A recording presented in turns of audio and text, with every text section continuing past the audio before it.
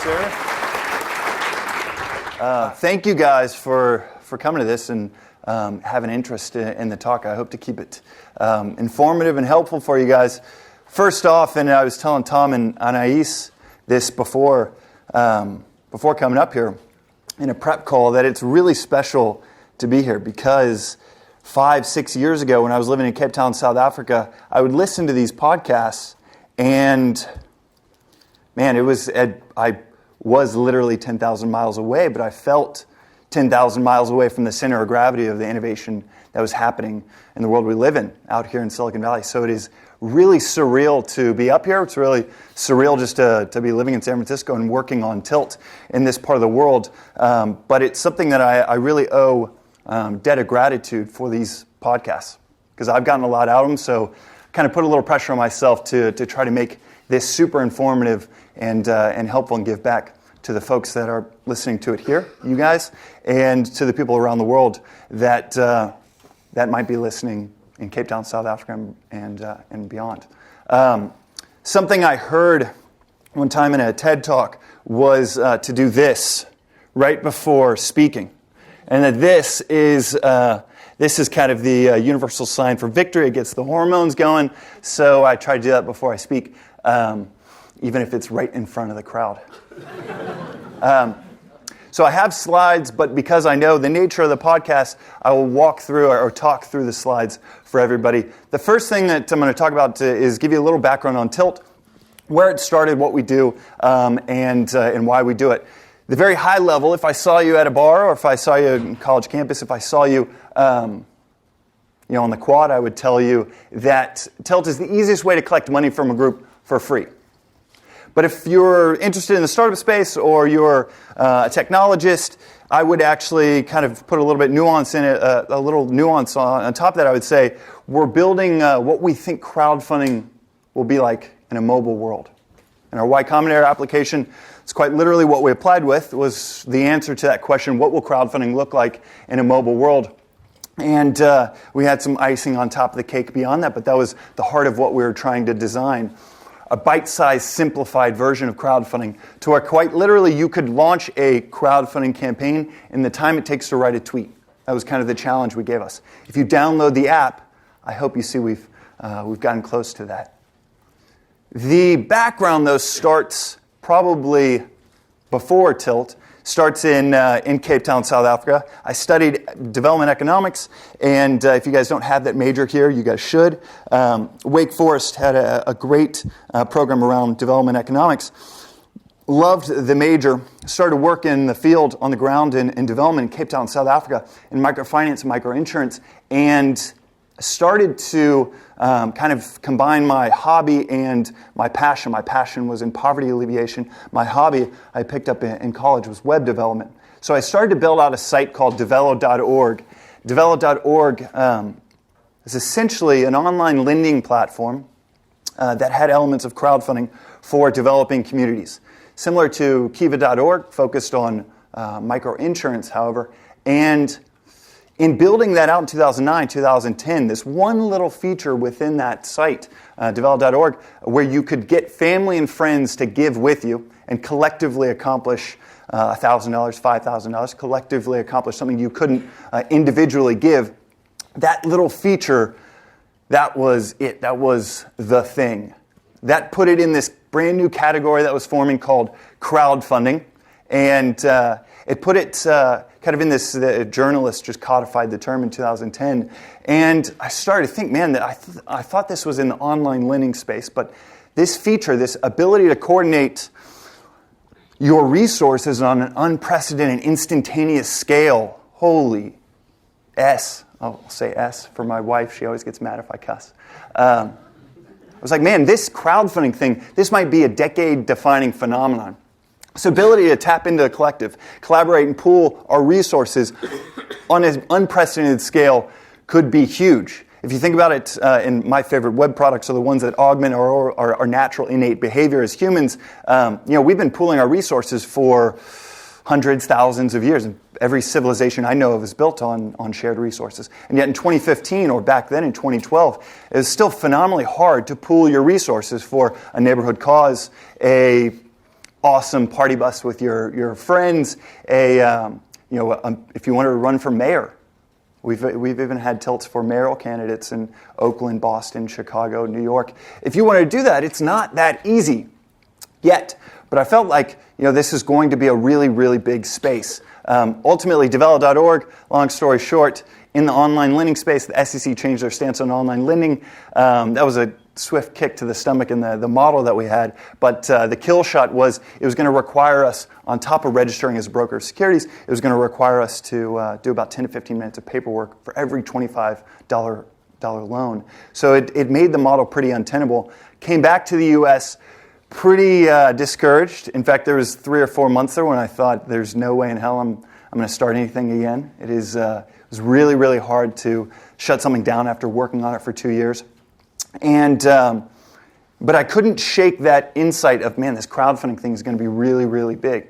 But I was kind of content with just being on the sidelines, watching it blow up before my eyes and see the power of crowdfunding happen. I was kind of content not doing anything within the space and maybe going to grad school, saving up to go to grad school, and then go work at the World Bank or IMF, work in development. And then another insight hit me. It was this view that, man, these current crowdfunding platforms that are really awesome, we're still big fans of them, Kickstarter or Indiegogo, these current first generation of these tools, they're really going to struggle to translate to a mobile world. Watching a 5-minute video, reading 9 levels of rewards, reading 8 paragraphs, that might be a lot to try to digest on the bus to work or in a car to class. So in 2011, it was also about the time that Instagram was blowing up as this bite-sized mobile-focused version of sharing photos. Now that point is kind of moot because they're owned by Facebook, but at that time, it was a good analog of saying, okay, if we could take our favorite elements of crowdfunding but bring it down in a more bite-sized, simplified version, built for a truly mobile world, then maybe we can reach the 1.5 billion connected devices out there, half of which will never own a PC. Now that number's 3 billion. If you actually add up all the crowdfunding platforms, the major ones, us and a few others, there's only a couple 100,000 people that have started crowdfunding campaigns before. And yet there's 2 billion connected to 3 billion connected devices in the world. So that stat, as well as that question that we had early on, what will crowdfunding look like in a mobile world? That was kind of this second insight on top of feeling like crowdfunding was going to be really big, was thinking through, okay, what platform or what type of model will excel in a mobile world, mobile context. Started to build that out in my bedroom back in Dallas, Texas. Any Texans here? Yeah. There we go. All right. There we go. Longhorns. Nice. Sorry about the football season. The idea with Tilt was actually very different than how I started Develop.org. With Tilt, it was a nights and weekends thing. I showed everyone from the homepage to the first version of it, wanted feedback from people, very different than how I started Develop.org. But in showing it to people, an investor down in Austin, Texas, probably the best angel investor in Austin, a guy named Bill Babel, built a company called Webmail and was bought by Rackspace. And he was in Austin, just angel investing, and reached out wanting to invest. But he said, in fact, he invited me down to Austin, and I drove down there, getting lunch with him, walk up to the restaurant, and I see this kind of, this look of disappointment. And I'm like, why is he disappointed? He's like, where's your team? I really want to meet the whole team. It's like, there is no team. It's just me. And that look of disappointment really started to look pretty more like despair. And he's like, I saw on the website it says, we believe this. We're doing. I was like, well, yeah, I'm handling people's money. We're trying to make it look legit. He's like, all right, let's grab lunch. We grab lunch and we sit down, and he's like, I have an investment thesis that I just can't invest in solo founders. What you're about to do is going to be so hard. It's going to be so emotionally draining. And, I actually think about those words, and I was like, holy crap, he was right. It's going to be so hard that you really need a co-founder. And I knew it, and it wasn't, it really resonated with me. It wasn't news.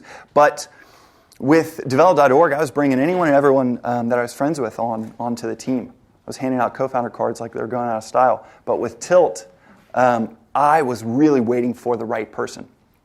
And waited 7 months after starting writing the first lines of code before I brought on a co-founder. And it was shortly after this conversation with Bill. Went back up to Dallas, went to every meetup I could. I was the most technical of my friends and really I really felt like we needed a solid, sure-footed CTO for what we were about to build. And reached back out to Bill and say, hey, Bill, can I come sleep on your couch down in Austin? I'm not finding anyone up here in Dallas. And he said, actually, there's a guy here at Rackspace. He basically does my job. He runs strategy here. He's only 26. And you should chat with him. He has, and I'll never forget the two things he said. The first thing he said was, he has a rare combination of technical and strategic thinking. And the second thing he said was, he's who I would start my next company with. Bill is a phenomenal CTO, technologist, and he was saying this 26-year-old kid he would bring on his CTO for his next company. So I was like, all right, I got to get this guy. I have to get this guy on board. He finished the call by saying his name is Khaled. Come on down and see if you can get him on board.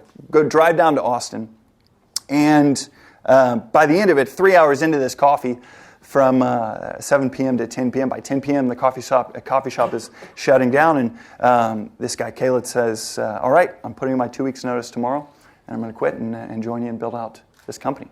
But that is not how the coffee started.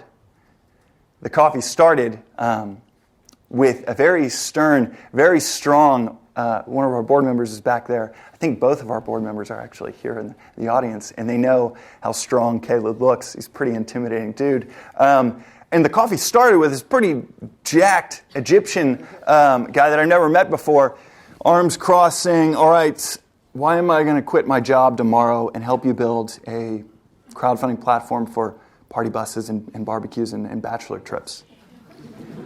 It was a great question. Luckily, I had an answer for him. But it was a great question. And that question I mentioned in this story today because it's something we think about as a company all the time. We actually put probably a profound amount of thought into that question and why we're building what we're building, how we're building it. The answer that I gave him is the same answer I get in an interview or something at the Tilt quarters right in San Francisco. And I told him, look, version 7 of these things looks very different than version 1, and they have to look very different. Version 7 would be something like Facebook, and it was about 6 months prior that it was the Arab Spring, so it was just convenient timing. But I was able to say version 7 of Facebook is powering 14 nonviolent revolutions, 2 of which afterwards became violent, but 14 nonviolent revolutions in the world. That was version 7. Version 1 was an application for voyeurism and exhibitionism on a college campus. I remember my freshman year when it launched, it really was just, what did your friends do last night? Which cute girls are in your class on Tuesday, Thursday? And it needed to start that way because it had this everyday, this daily utility in our lives when we started using it. There were many social networks launched and coming from the social space, coming from the nonprofit space. I made note of every single one of them, and they were all dead on arrival because they didn't have that frequency, that daily use, that utility in people's daily lives that Facebook had. So in telling him that, I also mirrored Tahrir Square. He's from Cairo and Alexandria, so I was able to say, look, when people wanted to protest the government in Egypt, they went to Tahrir Square. They went there not because the government said, okay, this is the designated area for protests. No, they went there because that's where people already were. So if we focus on building a crowdfunding application that's a very accessible, kind of bite-size, one way of that it's been described as kind of a Twitter of crowdfunding, then it's going to get a lot of people on the platform. The first time you use it might be for a group birthday gift. The second time you use it might be for a tailgate for the game on Saturday. Third time you use it might be for a neighborhood cause, but you're going to love the platform, the product, and you're going to get more and more ambitious. And the 17th time you use it, it might be for running for mayor. We've had one of my favorite tilts of all time was a guy came in, starting using the platform, saw his friend using it for a softball league, and then he used it 2 weeks later to collect money for private patrols of his neighborhood in Oakland. And I joined the campaign because it was so cool. And it literally the first line on the tilt was, "Enough is enough."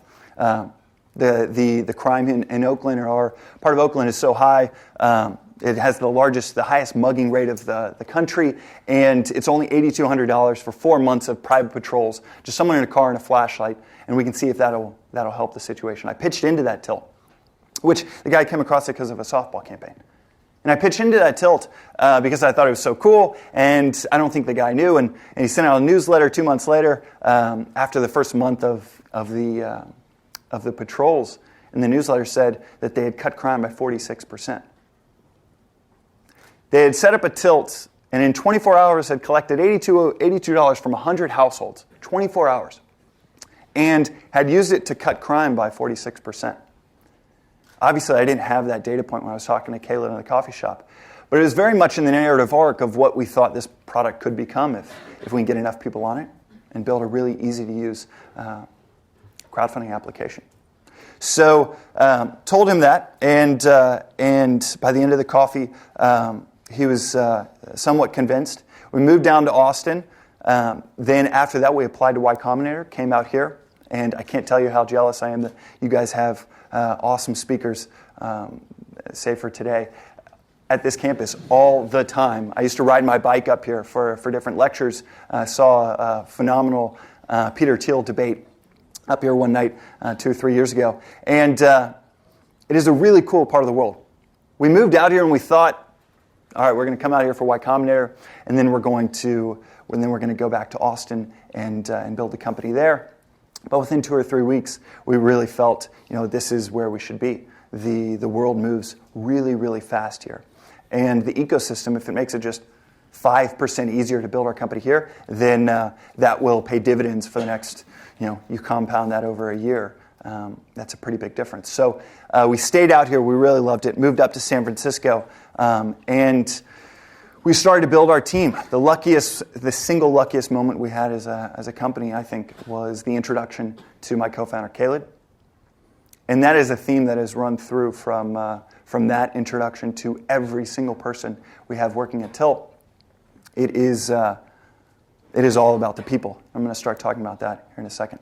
The second thing I'm going to talk about is perception versus reality. And then the third thing I'm going to talk about is cliches. Which ones actually matter. So, perception versus reality. Let's see if we can get that. There we go. All right, so if you haven't used the app, super simple. Download it. You can even just download it just to see how other people are using it. It's really easy to use. Perception versus reality, or bricks versus mortar. You there. What are we looking at? Brick wall. Brick wall, exactly. That's what I would have said before. We're looking at bricks. But actually, we're looking at bricks and mortar. And when I was your age, 20, 21, I would have said bricks. But I'm going to talk about bricks versus mortar and kind of the stuff that goes in between the bricks that makes all the difference. Going back to this slide and telling for the folks on the podcast, it is just a picture of bricks and mortar. And it is so easy to look at that photo and think, that's bricks. But a few years of doing this, I'd say the mortar is more important. The difference between bricks and mortar is the difference between just a single finger can push over a stack of bricks.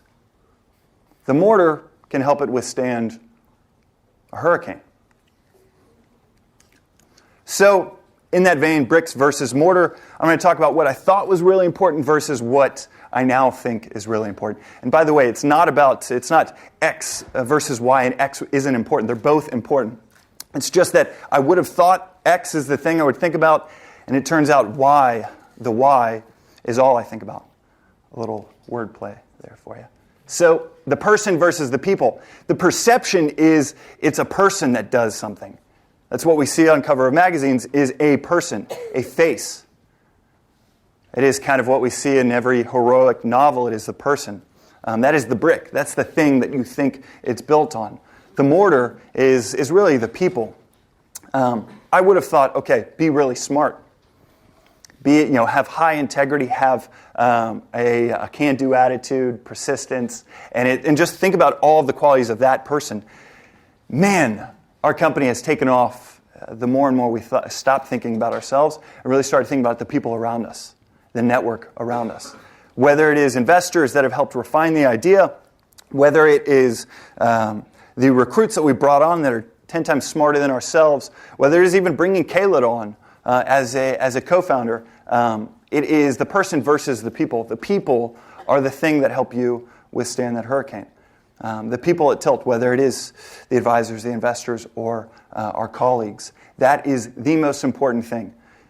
The people, it is all about the people. Strategy versus culture. Peter Drucker has a quote that goes, culture eats strategy for breakfast. And another way of looking at this slide is strategy versus execution. To get anything right, you need strategy and execution. You need both. And you need to be right about both. You need the X and the Y. But you end up thinking a lot more about the culture, the execution. And I compare culture to execution kind of like, when you meet someone and you have body language and in their face, the 16 different muscles, there's micro expressions and you can pick up on these micro expressions. I look at culture as kind of these micro strategies. How things are done on a Tuesday. What strategy did someone take? Culture is also simply defined as how we treat people and how we treat each other. Bill Campbell said that. I think it's one of the best definitions of culture. How we treat each other, that's part of our strategy. Treat each other well. Care about each other. Love each other. We use the word love maybe too much at the office. But strategy would be the bricks, but the mortar is the culture. Results versus process. I used to think winning is everything. In fact, one of my favorite basketball coaches told me winning solves everything. Jack Welch's book is literally titled Winning. But I think that's the brick. Process is the mortar. The simple line there is focus on the process and the results take care of themselves. The results are a byproduct. The aim is getting the right process. When we were super focused, even just 3 years ago, on just results, we really lost sight at how can we make sure these results compound? How can we make sure these results go on for a long time? We really focused way too much on monthly goals rather than yearly, rather than culture, rather than all the things that I think go into process. We really focus too much on results. Now we focus very little on results. Focus all of our energy on process, and we have the best results we've had to date. Complexity versus simplicity. This, you guys are probably much smarter than I, so this one probably doesn't need to be said. But when I was younger, when I first started listening to these podcasts 5-6 years ago, I thought in terms of complexity. Just the world was a complicated place. It was complex. I mean, you absorb any marketing message in the last few years of any great company. I mean, they are trying to confuse the hell out of you. The company known for simplicity, Apple, their marketing message was insanely great. Think about what that says to you when you're absorbing that message. It's like, it's so great. There's no way I could ever understand how great it is. It's insane. It's literally insane how great this is. No, none of it was insane. It's actually pretty simple. Or you see on a brand new product, patent pending. I mean, this is so complex, we have a patent for it. It's never been done before. And that's kind of the marketing language that I used to consume, thinking that, okay, the first version of develop.org had way too many features. Luckily, it had the feature where you can invite family and friends. But it had way too many features, and I spent 19 months building it before even telling anyone, before showing it to anyone. I showed it to maybe 5 people before we launched. I had a business plan, and I showed that to everybody. But the actual software showed to very, very few people. And I had it wrong. It is all about simplicity. Simplify, simplify, simplify. If you're going to build your own business, try to find simplifiers, not complicators. A lot of people that subscribe, even if you subscribe to simplicity, if you bring on folks to your team that subscribe to complexity, that are complicators rather than simplifiers, you are setting yourself up for a hard time. Simplify, simplify, simplify. Journey versus a destination. The destination, those are the bricks. That's what we see in movies. You see someone being carried around. You see a presentation that floors everybody. You see or you read in every narrative about these moments. These, whether it is a speech that riles up the crowd or whether it is an aha moment around an idea. These are destinations. I was consumed with this idea of if we can get funding. I remember reading a TechCrunch article of a company that got investment from Andreessen Horowitz. And I used the product and they got this investment. I was like, oh my God, they have made it. The smartest investors in the world, they must know something that I don't, and they're golden now. They got investment. Now that company is no longer around. And we've raised investment from I think, the best investors in the world. And by the way, on the people slide, I think we've got, in all honesty, I think we have the best team in Silicon Valley, and we have the best investors in Silicon Valley. But I thought that was a destination, that once you make it to that plateau, you're good, you're golden. There was probably more anxiety the day after we signed our term sheet with Andreessen Horowitz than any day prior. The journey is the destination. Being able to appreciate all of the moments in between, the mortar within the bricks, that is really where the soul of the work lives. That's where the love lives. The cliches, the journey is the destination. And then 6 months ago, I read an even better version that said, the journey is the destination and the obstacles are the journey. We're so consumed, and this is an American ideal that has some merit, but we're so consumed with overcoming obstacles.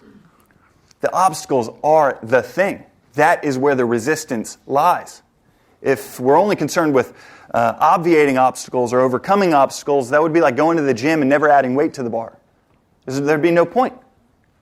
That resistance is everything. That is what makes you stronger. The journey is the destination. Heard it 1,000 times, and I never could appreciate it until the last few years. Decisions versus decisiveness. The brick would be decisions.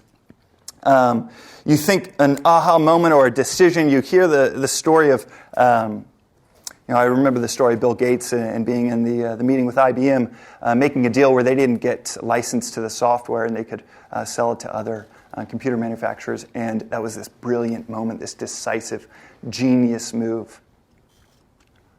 It's not the decision that matters, it's being decisive. And the decisiveness and being able to take advantage of one of the greatest things you have going for you in starting a startup is that you have rapid feedback loops. Extremely rapid feedback loops. It's not really about the decision. It's actually about being extremely decisive so you can have feedback loops on as many things that you've decided as possible.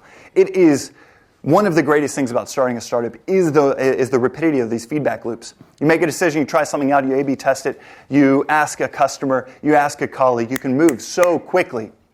Take advantage of that and know that the value, the mortar is the decisiveness. The brick is the decision.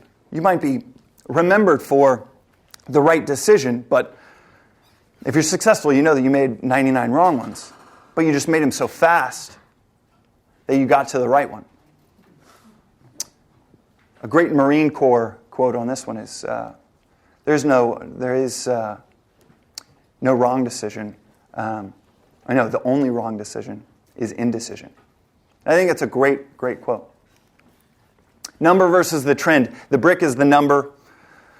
The mortar is the trend. It's not the number, it's the trend. If I wrote a book for startup founders, I would write, it's not the number, it's the trend. That's it. That's probably the theme that I think about most. I used to think about numbers. I used to think about headline-grabbing numbers of, man, this thing got to 1 million customers. This thing got to 10 million users. But it's not the number, it's the trend. The saddest graph in the world is one that looks like this. The second saddest graph in the world is one that looks like this. There are a lot of viral apps out there that might get to 10 million users. They might hit a nominal number, and it might sound like, holy crap, they got it all figured out. But you check in with them six months later, a year later, and And that high water marks might still be there, but the trend is definitely going in the wrong direction. That trend is the health. If there's anything that every single technology company in the world is judged on, whether it's Google or whether it's two folks in a garage just getting started, it is the trend. And it really simply all comes down to that trend. The thing about this one is it allows you to also care a lot when the numbers are small, but the trend is good. If you're just getting started, a week over week trend, 5%, 6%, 10%. That is much better than hitting some nominal number that sounds really big. It's not the number, it's the trend. And this correlates to the best advice I ever got from one of my basketball coaches. It's not how you start, it's how you finish. So I told you the third part was going to be about cliches, but I've included all the cliches in the last slides. They were the mortar in between all of the slides. It's all about the people. Culture, eat strategy for breakfast. Manage the process and the results take care of themselves. Simplify, simplify, simplify. The journey is the destination. The only wrong decision is indecision, and it's not how you start, it's how you finish. Those 7 cliches, they are the mortar. I heard all 7 of those 1,000 times growing up. You guys have probably all heard them 1,000 times, if not 10,000 times. And yet we still look at the bricks. Whether it's through trial or tribulation, or whether it's through a piece of advice that you can grab from this podcast or this lecture, it is to try to see the mortar. And maybe take a flyer and trust me that mortar is the thing that you start to look at and think about much more than anything else. And these 7 cliches, there are a lot of cliches that don't really amount to truth. But I have a feeling these 7 cliches stand the test of time because they do. One last one is, a picture is worth 1,000 words. This one's just for fun. For those in the podcast that can't see, we've got users of Tilt around the country, now around the world, that take the Tilt flag up to the top of a hike just to get a picture with it. One kid actually made a wooden logo of Tilt, a replica of our logo that's painted on a wooden wall in our office in San Francisco, and another one, God save him, got a tattoo of our logo. That was maybe a month ago. That's the mortar in between everything that we do. There are decisions, there are moments, there are numbers, there are hires, there are bricks every single day. It's so tempting to look at a graph and think about a graph in Silicon Valley. But it's our users, our customers that we think most about, that we obsess most about. These moments don't show up. They're the qualification, not the quantification of what we do, and they don't show up in any graph. But it is the mortar we think more about than anything else. And the graphs really take care of themselves if you start to think about the process, the mortar, and your customers above all else. So, thank you. And I think we're going to open it up to questions. Good time. All right, if you guys have any.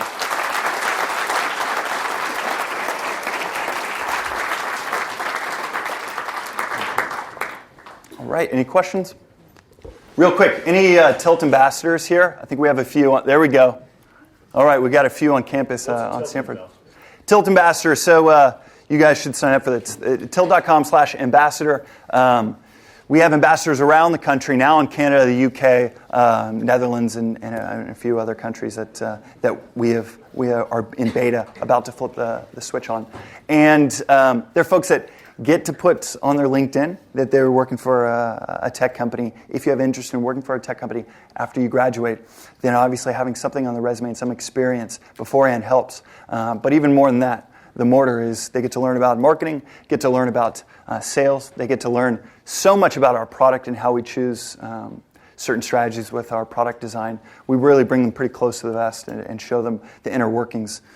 A lot of them have come through the office, and we've got hundreds and hundreds and hundreds. I think we have over 1,000. So yeah, Tilt.com/ambassador if you're interested in what we're doing. But yeah, questions? Sure. What's the value behind the tilt feature itself, or that is to say, the minimum goal that's set before people's cards get charged for you to get the funds, versus people just, their cards getting charged right off the bat, like GoFundMe? Yeah. So the question was, what's the tilt feature all about? What's special about it? Tilt feature. Some of these things are, whenever there's some secret sauce, entrepreneurs always pretty savvy to dodge the question, but I'll hit it straight on. The tilt feature is really important. What it allows you to do is you set up a tilt, you download the app and you can set up a tilt in 12, 13 seconds to collect money for anything. Let's say it's for the tailgate on Saturday. And the minimum you need is $350 to make it happen. Or let's say it's getting tickets to Coachella or a community cause where you want to fix potholes. That costs $2,000. You don't want to find yourself, and if you use cash, checks, PayPal, Venmo, you could find yourself $140 in, but not near the goal, the amount that you actually need to fix the potholes. The tilt feature allows the organizer to have risk-free ability to start collecting money for that cause. So if it's $2,000, until you get to $2,000, the cards are just authorized but not charged. Once you hit that $2,012 that you need for fixing the potholes, it charges all of the cards and the money's deposited the next day. So the real benefit, I know Stanford uses the app for selling T-shirts and apparel for fraternities, sororities, homecoming, things like that, a lot. And the benefit is you might have a minimum order of 25 shirts that need to be ordered. So you don't want to sell or start and collect money and you only get to 11 or 12 or 13. That's kind of a tactical benefit. The psychological benefit is for the organizer, they're able to toss up a tilt without worrying about that risk. And it greatly lowers that threshold, that burden on that organizer. And you don't have to use the tilt feature, by the way. You can set it up to where you don't use the feature at all, though. Yeah. Yep.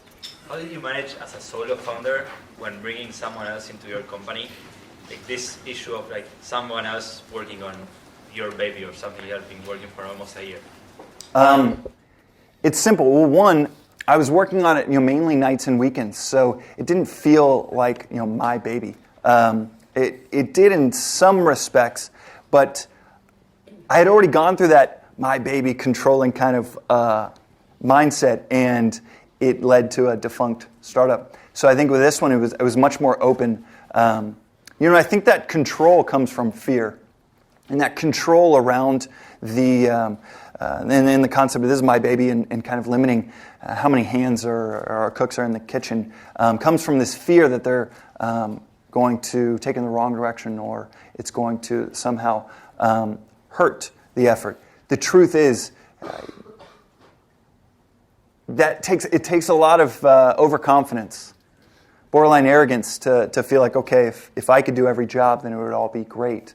If you bring on someone better, smarter than yourself, and you understand that, hey, I'm going to have trust with letting go of this thing and losing control in so many different parts of it in the next few years. If you really care about the mission of what you're trying to achieve and build something of massive significance, then you know how many people are going to have to be on board. So you get pretty comfortable early on when their hands are in there helping, especially if you really trust them to be better than you at what they're brought on to do. But I definitely believe in separation of concerns, division of labor. You really want to know what you're looking for and what role that person will have. If you want conflict, have two people do the same job. And so it's something that you really want to find the right person that allows you to focus on one thing and they get to focus on the other. And then you don't really think about it too much. You're really glad that person's there. Yep. So you mentioned that you studied developing economies in school and that you have a passion for this kind of idea of social good and social justice. On a day-to-day basis, as a CEO of a tech company, how do you bring that passion into your work?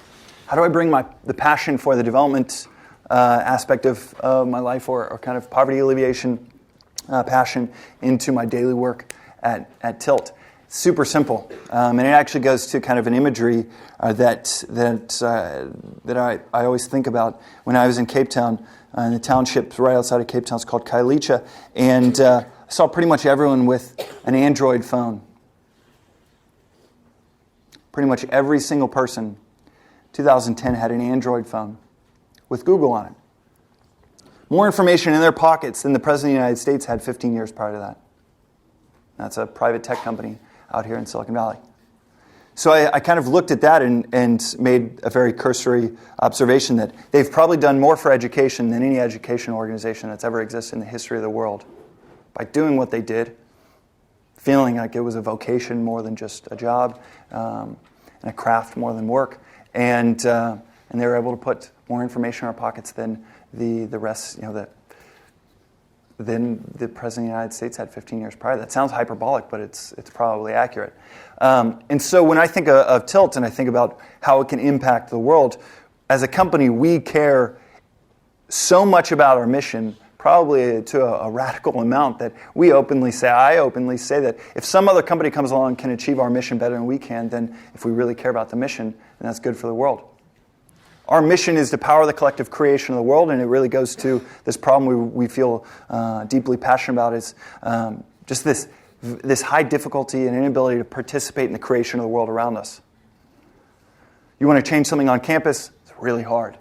You want to fix potholes in your street? Appeal to the city for 2 years. You want to improve the safety of your neighborhood? Best of luck. With Tilt, it allows you to have and take something that's happening in parallel that we think a lot about, and that is this self-organization of all of us into various communities online. That's happening right now.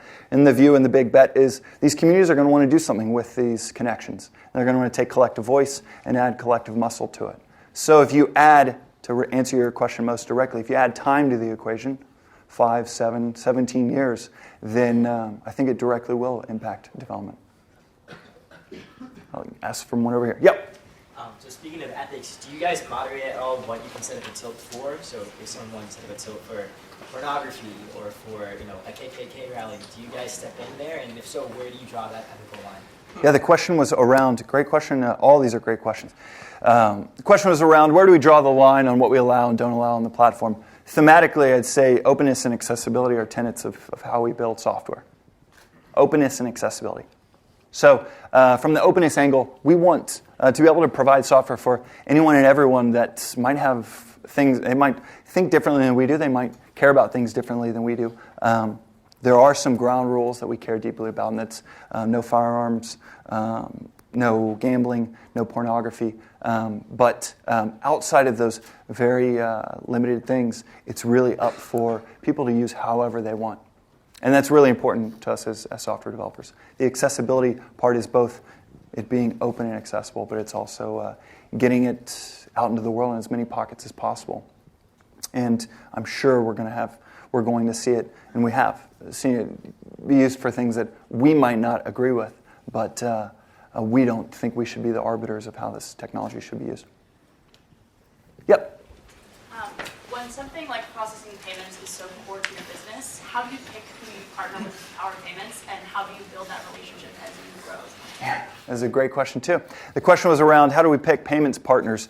We look at payments kind of like we look at server infrastructure. It's similar to AWS.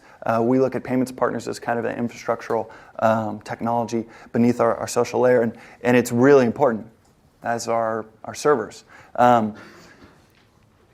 It's not quite where AWS is, so we have a number of partners that we work with, but we develop pretty strong personal relationships with them, because for the most part, we're asking them to process a crowdfunding realm that's really new.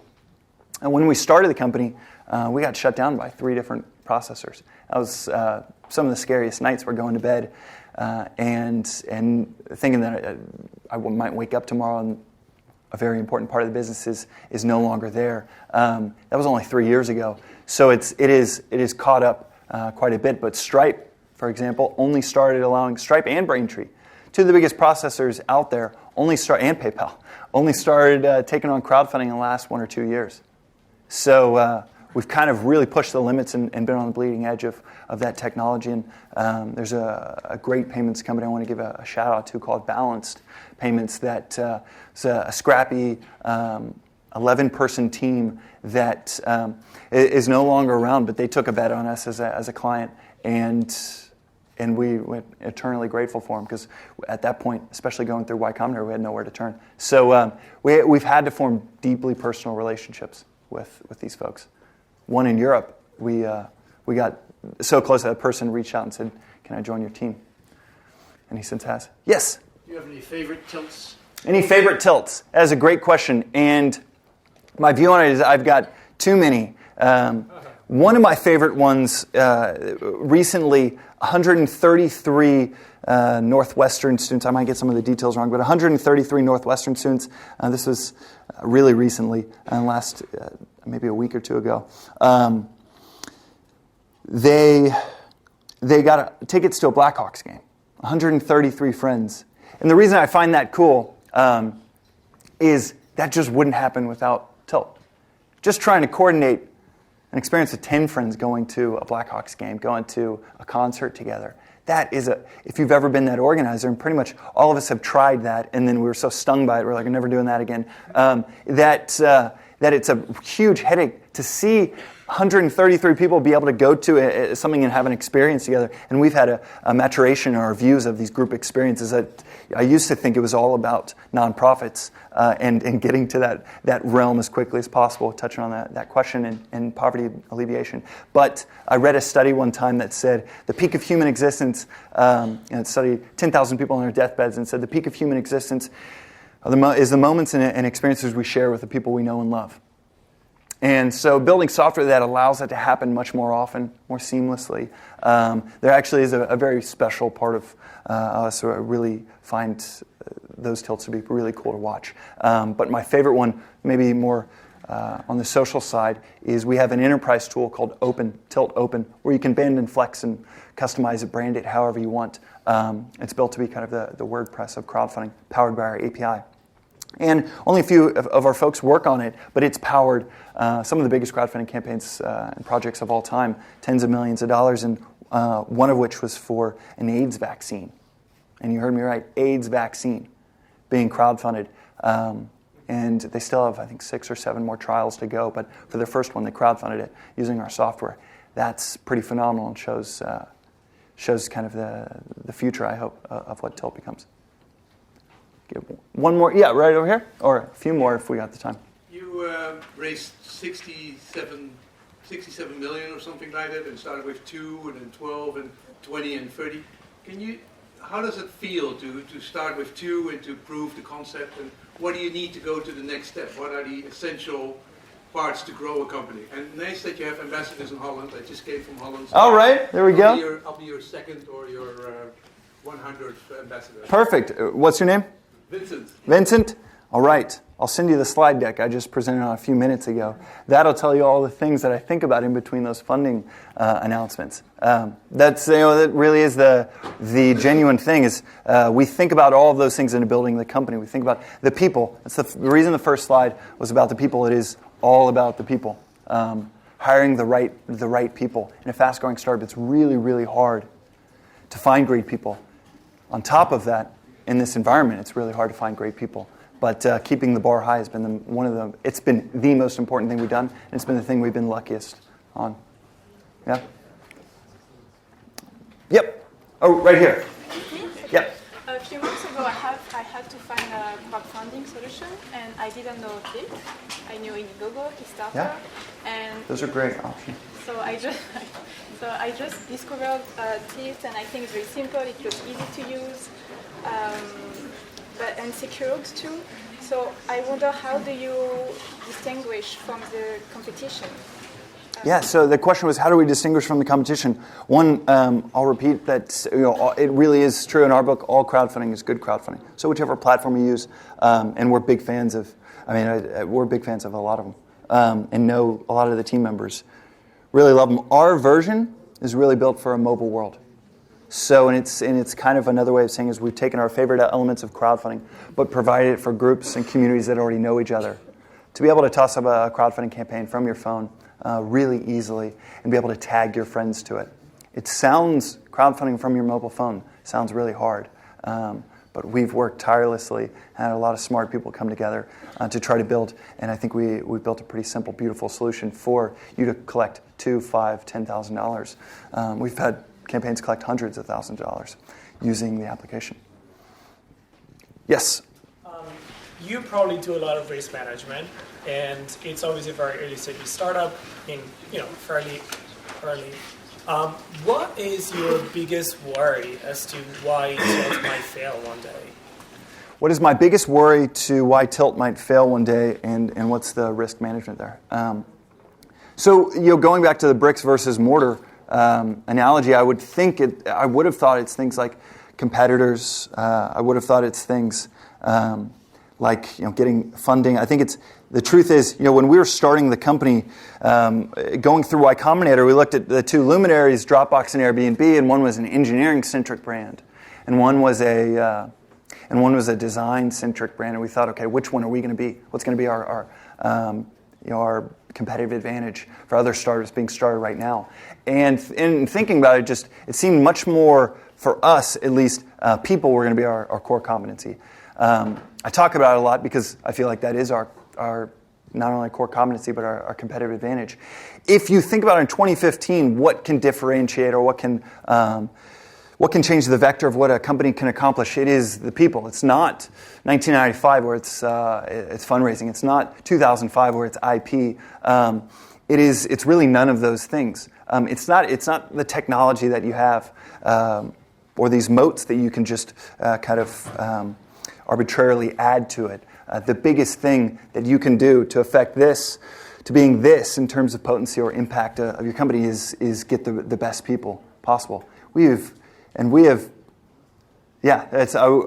won't go too much into it, but that is, our brand, quite literally, we think about it in terms of we want to be the place where people go to become better human beings and be a brand that can actually live up to that. So hiring people that are, collective average IQ of 150, but also extremely awesome human beings, good human beings, and really, wise. I think my favorite definition of wisdom is knowing what's important. Out of 1,000 different variables, what is the most important one? To answer your question, in 2015, for what we're building, it is the people. That is the biggest risk, and that is where we put the most thought into. But it's also one of the greatest things about the people we get to work with is they look at the same 1,000 variables, and they come to the same conclusion. One more, Jay. Okay. Right there. So you keep alluding to the fact that you care more about the mission than the company necessarily, but if at any point along the process another company came along that did do it better than Tilt and was threatening the business, then what would your next steps be? Would you join them or try to outperform them, or what? So the question was, if someone came along and could would have more efficacy towards our mission than we could, what would we do? Would we join them? To be honest, it's a developer convention, but it's one we think about a lot. It's climb the hill you're on.